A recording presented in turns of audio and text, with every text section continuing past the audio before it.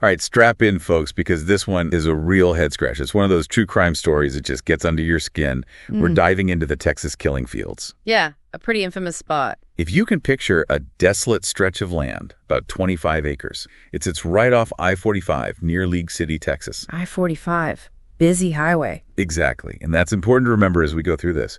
Since the 1970s, this piece of land has been a dumping ground. For bodies. Yeah, and primarily young women and girls. And the truly eerie part, despite decades of investigations, tons of leads, even some big-name suspects, no one has ever been definitively tied to all of the murders. So we have this busy highway slicing through this isolated landscape. Right off the bat, doesn't it make you think about whether the killer maybe used that easy access to their advantage? Oh, absolutely. One of the biggest questions haunting this case, was it someone just passing through, taking advantage of the highway, or someone deeply familiar with the area? Someone who could disappear into the night. Right.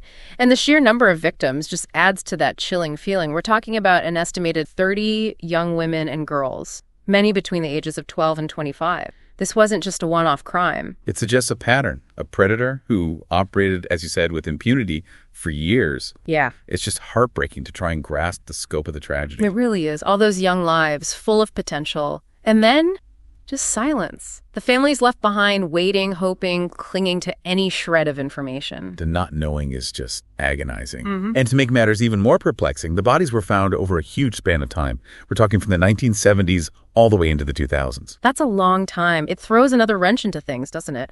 Was it a single person operating for decades, or multiple killers who were drawn to this particular location? Drawn to it, like some kind of magnet for evil. It's definitely got that dark, ominous aura about it. Investigators even looked into the possibility of a cult or some organized group being involved at some point.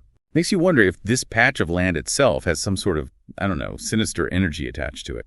But before we go down that rabbit hole, what about the victims themselves? Were there any connections between them? Did they know each other, frequent the same places? I mean, these are the threads investigators pull at in serial cases. Exactly. Looking for those shared experiences, those commonalities that might point to a motive or a pattern. And in the Texas killing fields, investigators explored all those avenues. But frustratingly, they didn't find any solid links. So many dead ends. It's like trying to assemble a puzzle where half the pieces are missing, faded, or damaged beyond recognition. It makes me think back to the highway and the idea of transient killers like truck drivers who could easily use those routes to commit crimes and disappear without a trace. Yeah, like phantoms. It's a plausible theory, and investigators considered it heavily, especially with I-45 being so close. But they haven't totally ruled out the possibility of a more local perpetrator, someone who knew the area, knew where to hide, where to choose those isolated spots. Someone hiding in plain sight. It's a terrifying thought. Now, one of the most well-known cases connected to the Texas killing fields is that of Laura Miller. She vanished in 1984. She was just 16 years old.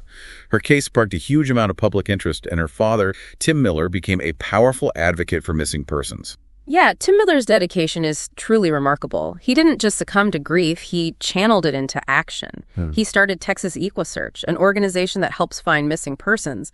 They've assisted countless families who are going through the same nightmare he endured.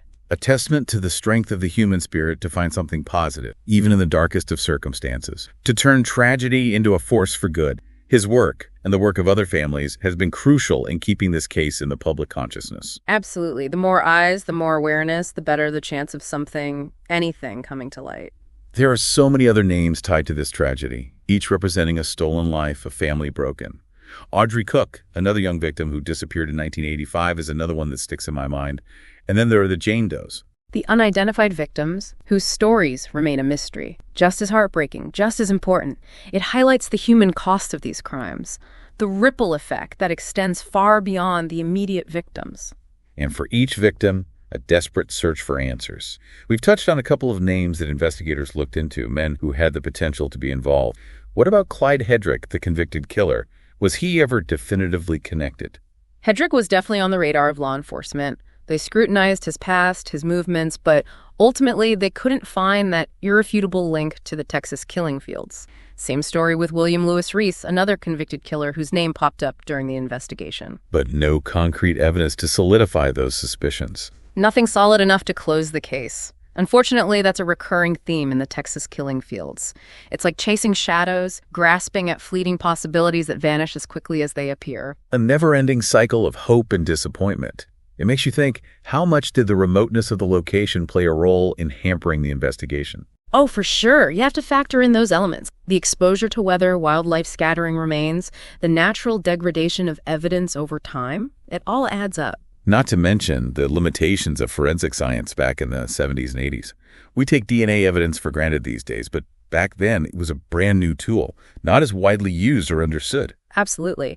Imagine the potential breakthroughs if they'd had access to today's technology back then. Touch DNA, familial DNA searches. It's a whole different ballgame. It makes you wonder if any of the early samples from the killing fields were ever re-examined with the new techniques. Is there a chance, even now, that a tiny trace of DNA could crack this case wide open? It's certainly possible. We've seen it happen time and time again. Cold cases, seemingly unsolvable, suddenly get a fresh start with advancements in forensic science. Who knows what secrets that land might still be holding? It's almost like looking through a new lens into the past.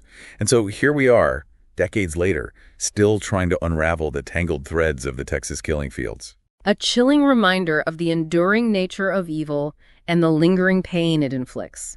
The case might be cold, but it's far from forgotten. It stands as a testament to the complexities of serial crime investigations. The impact on families and communities, the importance of perseverance and hope, even in the face of seemingly insurmountable odds. And for you, listening to this unfold right now, what resonates the most? The chilling mystery of the highway.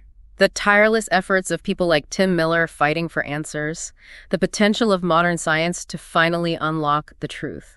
It's a complicated tapestry woven from heartbreak, mystery, and the enduring human need for justice.